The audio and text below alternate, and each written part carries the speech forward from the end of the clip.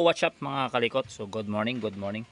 So for today's video vlog, tuturuan ko kayo step by step paano mag troubleshoot kung ang problema ng yung motorsiklo ay electric starter. Yan, hindi na papagana yung electric starter. Tulad nito mga kalikot. Susin natin, naka-on. Tapos minto tayo.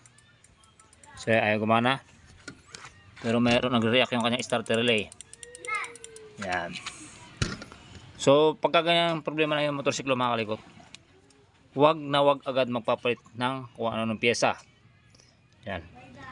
Unang gagawin, dapat i-troubleshoot muna para iwas dubli trabaho, iwas dubli gastos. So paano ba mag-troubleshoot mga kalikot? Dito, punta ka sa starter relay. Yan. Ang kinabit ko na lang dito ay starter relay ng dati kong Mio. Ayan, pang Mio ay ito, Mio i 125. Kinabit ko dyan. Yung dati nakakabit dito na starter relay is ganito, universal starter relay. Pareho lang naman yung mga kalikot kung alam nyo bawat polarity ng starter relay. So, pinalitan ko na to dahil nasira na. So dito, itong dalawa na to is yung trigger. Ito yung trigger nya. Parang ito sa starter relay na to, ito yung trigger nya. Tapos dito, papuntang positive natin battery. Itong ito yung papunta sa ating starter motor. Para sa horn relay, ito yung 30, ito yung 87. Tapos yung itong dalawa na to, ito yung 85 at 86. Same lang dito mga kalikot.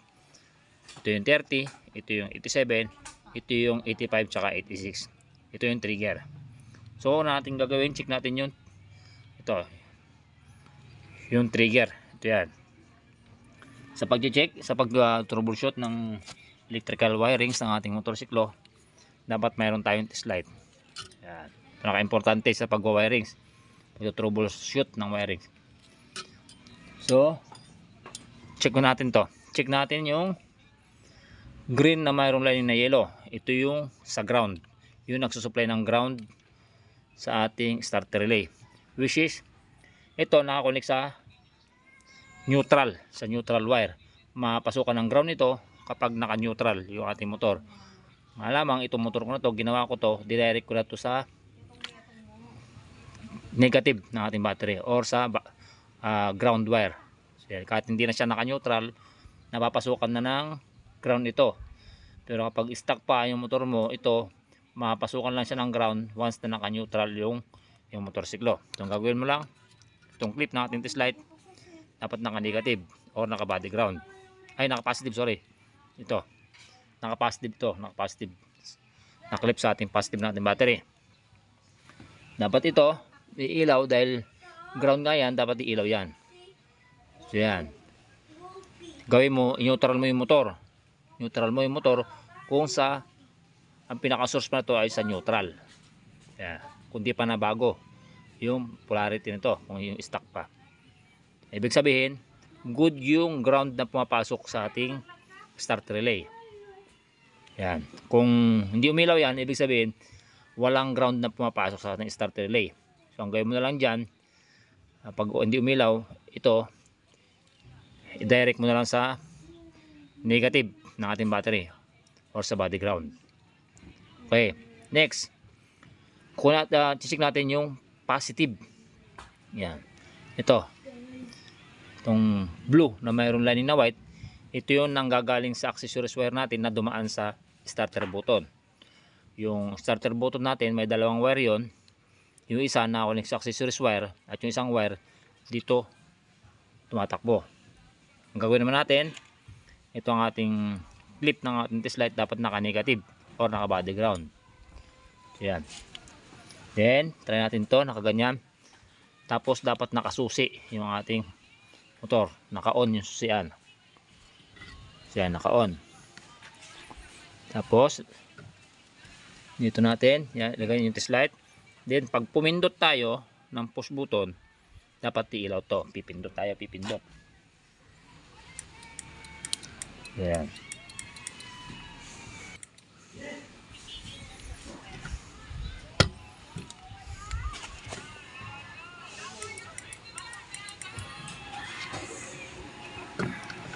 Yan. Kapag hindi umilaw to, pag pumipindot tayo ng push button, kapag hindi siya umilaw, ibig sabihin ang problema is yung wiring nito papunta sa push button or sa mismong push button na mismo. Kasi may mga instances na ganyan na nasisira yung push button starter. Yan, kapag hindi siya umilaw. Pag pumipindot tayo. Pag umilaw naman yan, ibig sabihin good yung dalawang wire natin na to. Papunta sa ating starter relay. Ito, starter relay. Na-check na natin to, doon tong dalawang wire na to, yung trigger natin.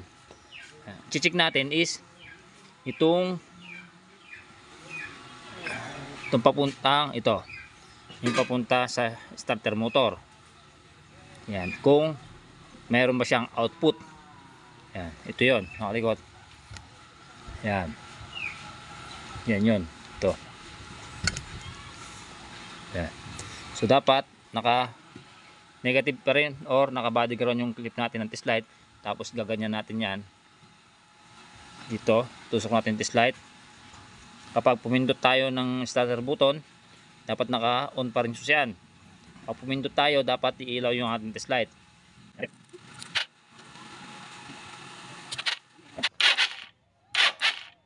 Yan, umilaw siya mga kalikot. Ibig sabihin good yung ating starter relay. Na-check natin, good yung ating starter relay. Kapag hindi umilaw yun mga kalikot, ito, yan, galing dito, kapag hindi siya umilaw, ibig sabihin sira yung ating starter relay kapag hindi umilaw. Ito, kapag hindi umilaw. Kapag naman umilaw mga kalikot, ibig sabihin na-check natin, good yung ating relay kapag umilaw siya. Ibig sabihin ang sira nun is starter motor. Pwedeng palitan ng starter motor or linisin lang, or baka palitan lang yung carbon brush nitong starter motor. Yun. Ganun lang po kasimple pag troubleshoot. Yan, kung ang sira ng yung motor o problema ng yung motor is electric starter. Yan. Thank you. Sana meron naman kayo napulot na konting idea, konting kalaman regarding sa pag-troubleshoot ng ating kung ano man sira ng ating motorsiklo. Yan. Thank you.